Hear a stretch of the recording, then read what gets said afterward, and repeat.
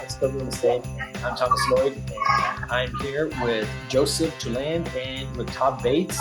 Joseph is from Rocky Point, Mexico, and Todd Bates, he's down in Puerto Vallarta. And myself, I'm over here in Quintana Roo, Cancun, Playa del Carmen, Tulum. And we want to speak this afternoon about the warmth of so many Americans, Canadians moving down to Mexico, the travelers, tourists, why they're choosing to come down to Mexico. And so we're going to be chatting about that with Joseph's and Todd's experience. Both of these guys have been down in Mexico for over 15 years, close to 20 years. So they have a ton of experience and know-how. So I'm going to kick this off. First question I wanted to pop out there is, how did you guys feel when you first arrived, when you first moved to Mexico? Go ahead, Joseph. Thank you. Yeah, I had been coming down to Mexico all my life, as long as I can remember. Puerto Vallarta is uniquely located. It's very close to Arizona, so it's only just an hour drive south of the border. So I've been coming down forever and ever.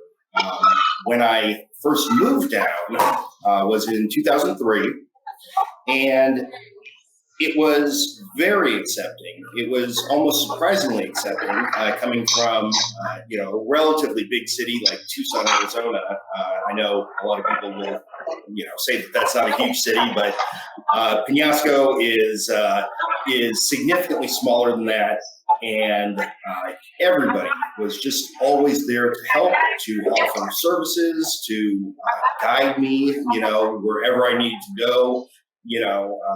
I was able to figure out places like where the big grocery store is by myself. But when it came time to buy a volleyball, those are things that aren't sold in the big grocery stores. And in Penasco, we're a small enough community that we have a lot of little mom and pop stores. And so the people were more than happy to guide me to wherever I needed for whatever I needed to buy or to do or whatever. And very different, I would say, than Tucson in that regard. Yeah. And what about you, Todd? My experience, I'm probably just like every single other person, came down on vacation. I'm originally from Canada, actually Whistler and Vancouver. And so those are smaller towns even, literally. Even Vancouver's a little larger. So I came down, my mom bought a condo here. Gosh, again, this is 16 years ago, thereabouts. I was already planning for some dramatic change in my life. And so my mom bought a condo. I came down for a couple of weeks, really loved the feeling, just like Joseph was just sharing. Completely open. Even I had, I'm sure Joseph had much better abilities to converse than I did. I had zero Spanish. I had a smile.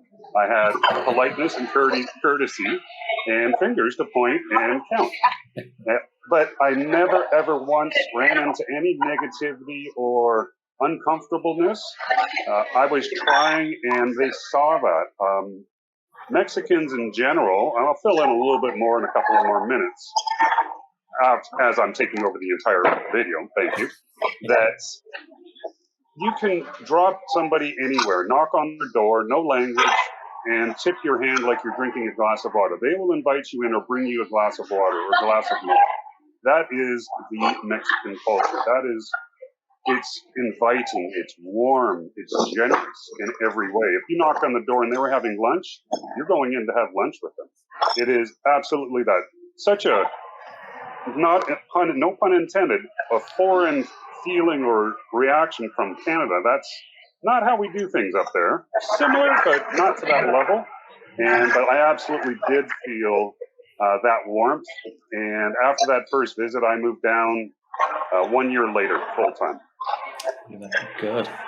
And sharing my experience, I actually I married my wife, who is Mexican, and my kids were born in Cancun, and they're 16 years of age now, and we've never had any situation, thank God. But some people, they have the impression that going to Quintana Roo, Cancun, There's you see some news flashes and things, and I don't even realize it's happening. For our family, the community, 98% of us, I mean, everything just absolutely beautiful. We feel comfortable letting our kids go out, hanging out with their friends.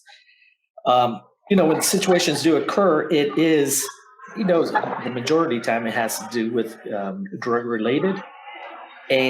But that is a different part of town. And it's nothing at all different than Chicago or New York. On contrary, over there in these cities in the States, it's just multiply it by 50, the types of violences that occur up north. So, but my experience is, the news, they have to come out with spectacular stories, so they have to kind of exaggerate a little bit. Not that they're going to exaggerate the facts or anything, but they do kind of expand it. I would just chat a little bit. I think 2 days ago, I saw an article on one of the news and said a lady from Washington State was, unfortunately, but she was found dead. And that's all it's in Mexico, found dead in Mexico. But when you open it up and read what the heck happened, it turned out that it was her boyfriend, also from Washington State, who was down there. So if you just read quickly just its titles, I mean, you take the impression that, wow, again, here's Mexico, violent. But when you start reading the details, okay, yeah, then it was a domestic violence in there, unfortunately. But so that's a little bit my experience. When I came down into Mexico City, that's where I first arrived to, and the same exact experiences that you two just mentioned. It's the warmth, the curiosity that, hey, there's a foreigner, living now in the neighborhood, and everybody just wants to come over and chat and see and invite. So it is absolutely fantastic, and that's the reason now I have 20 years living down here, and how I met my wife and decided to grow my family down in Mexico. Another question I wanted to ask you guys there. Okay, well, are Mexicans always kind and polite to foreigners? In my experience, always is a loaded term, but I would say 95, if not higher, percent of Mexicans are always nice to foreign tourists. And I think that there's a combination of reasons.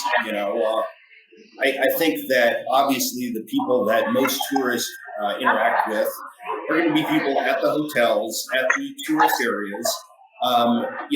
So they have a monetary reason to continue to be nice to tourists, and I understand that. I think, though, that in addition to that, I think that you have a lot of people across Mexico, especially those who are kind of drawn to the tourism industry, who really like to show off their culture, really like to explain to people, this is what we do, this is how we do it, and this is why it's so wonderful. And there are a lot of people who just have that pride, and they just love to expand on that, and so plus in general, they're very nice people. I hate to say that, almost like I'm lumping everybody in together, but in general, the people that I've met have all been extremely, genuinely nice. If you ever need anything, even if they don't have much, they're happy to share. And so I would say the vast majority of people are nice to American tourists or foreign tourists. I completely agree, Joseph. And you touched on something I'd never thought about before. Obviously, we both live in tourist towns. Puerto Vallarta doesn't actually really make anything. It's a tourist town. It's designed that way. It's a fishing town that turned into something else. But you're absolutely right. The people that are drawn to the tourism industry are already, that's their mindset, to be sharing, to be helpful. So, and I completely agree with you, Joseph, 95%, 99%. We're human beings, but as I touched on before, the culture of sharing, of good Catholicism to give permeates everything. This is going to sound a little strange, but walk down the street and just say we can speak in Spanish or the person can speak English, ask directions. They have to tell you something. They cannot say, I don't know. I know it sounds a little strange, but it literally is, do you know where this bank is? I have to answer you. So I think it's right over there. And they have to reply because that is the culture. That is the Catholic basis, the foundation. And politeness and kindness, they're taught that way. Yep. Whenever you're walking down the street, you don't see one Mexican. You'll see 3 generations, grandma, grandpa, mom, dad, child, maybe aunt and uncle, because they all hang out together on Sundays. And when you are brought up with that culture of listening, respect, and courtesy, it's part of your nature. And that would be my small 2 cents on that. Well, I think you both hit it right on the head. I agree completely. You touch upon the respect. I mean, the kids are brought up to incredible respect for the parents and the grandparents. And so what they say, it goes, or they pull out their what they say, their huarache, their sandal, and they smack them on the head. That's fantastic. Family values, I think, and exactly what you two said. It goes right into the community. From the family, it starts at the family, and it just expands into the community. Is it easy to make Mexican friends? Yeah, I think so. And obviously, tourists are probably not going to be in town long enough to really build true friendships. But for somebody who is purchasing property here, thinking about retiring or moving here, even just for work, since remote work is a thing now. And so, yeah, if you live here, I think it's absolutely easy to make Mexican friends. And surprisingly enough, even if you don't speak Spanish all that well, there are a lot of people, especially in the areas that have a large expat community, that speak English or enough English to get by. And it's, again, just going back to the fact that everybody here seems to be so welcoming, so accepting, and so I think you can easily build a friendship on that foundation. Great, Joseph. I completely agree. For whatever reasons, Vallarta has a very enormous wintertime expat community everywhere. They actually teach English even in the public schools for 3 grades. So almost everybody has that ability to converse. But so many of our clients, visitors, come down not for a few weeks, they come down for 4 or 5 months. First of all, the cost of living here is so dramatically cheaper. You can live here, have your food, your rental accommodation, and your flight cheaper than staying in a big city in Canada, just because of electricity and food costs. Yeah, exactly. But you're absolutely right as well that people are open and generous, and when you're in a happy mood, they're in a happy mood. This is something I share with people so often. It's so easy to be healthy and happy here because all you do is bump into healthy and happy other people. 60 years old, 80-year-old, 40-year-old, they're out for a walk. They're walking to get groceries. They're taking their time, and the weather is beautiful, and they just enjoy it. That, again, permeates everything. And do you feel that the Mexicans, they're well, I think Joseph touched upon it, that they're proud of their culture. They're proud of their background. Have you had any experiences where they're trying to show their culture and make you part of it? And that's for me, Thomas? Yeah, both of you guys. Actually, my situation is very similar to yours. My now ex-wife, I met her on my second trip down here. And again, the entire family welcomed me completely in, never a doubt there. And it's allowed me to make those friends. I mean, walking down the street, it is the rule. Whenever you walk past somebody, you say, good morning, good afternoon, good evening. That's the rule. You don't have to know the person. Yep. So you've already broken that barrier of don't talk, be quiet Canadians, that it allows that, good morning, buenos dias. And you look them in the eye. That is the start of your day. And that continues on. If you have to say it 40 times as you walk down the street, that's the deal. Have you guys over there on the Pacific side, provecho? Somebody will walk into a restaurant and they'll be saying provecho to all the tables and the kids too. So I love that. I think, in fact, I try to teach my kids, follow this. This is just fantastic respect. Provecho means bon appetit, basically. Yeah, and I've had people, multiple people, especially this time of year, invite me to whatever Christmas party they're having.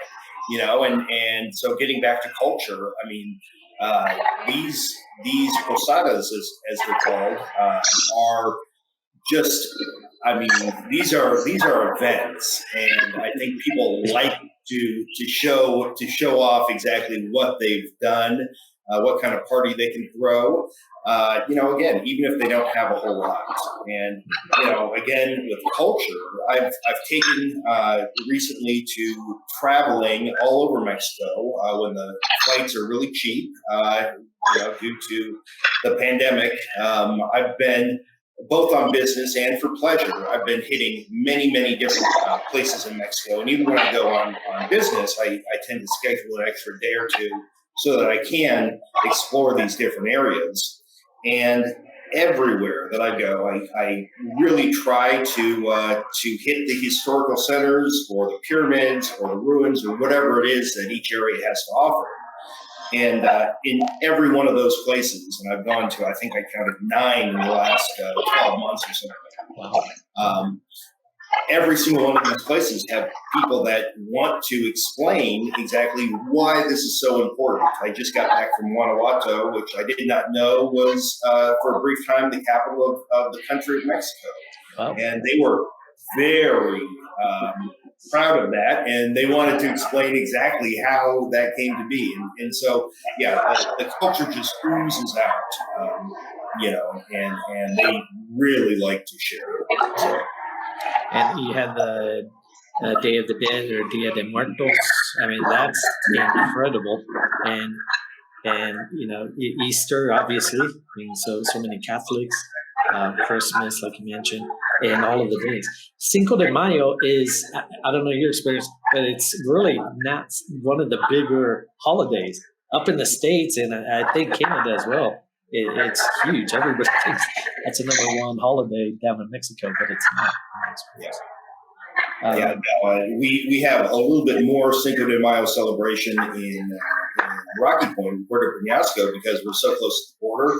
Yeah. But elsewhere in Mexico, it's a blip on the radar. Yeah. And Joseph, what you're talking about, each state, each state is so proud, and each state has their favorite or their most famous food, their plates, what they call it. Oaxaca, they're famous for a variety. Puebla for the mole, and it's fun traveling.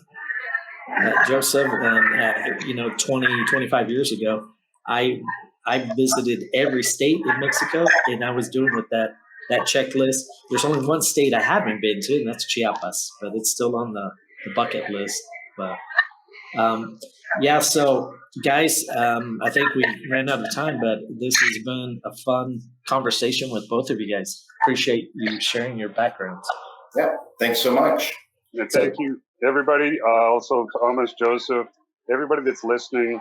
Mexico has to be visited, and you guys just touched on it. Travel, eat the foods, ask. 3 distinct cultures, plus one's further back. There is no shortage of anybody interested in history, not a historian, just, wow, what's that? Oh, by the way, that was built then, and this is his people. Things to love and share. Please visit Mexico. Any part of it, there are all wonderful parts of it. Fantastic message, Todd. Fantastic. Well, again, thanks to Joseph from Rocky Point. Been there forever. He knows the real estate, what's going on over there. And Todd Bates from Puerto Vallarta. It's probably the region that there's more Americans, Canadians moving to. What I understand, Todd.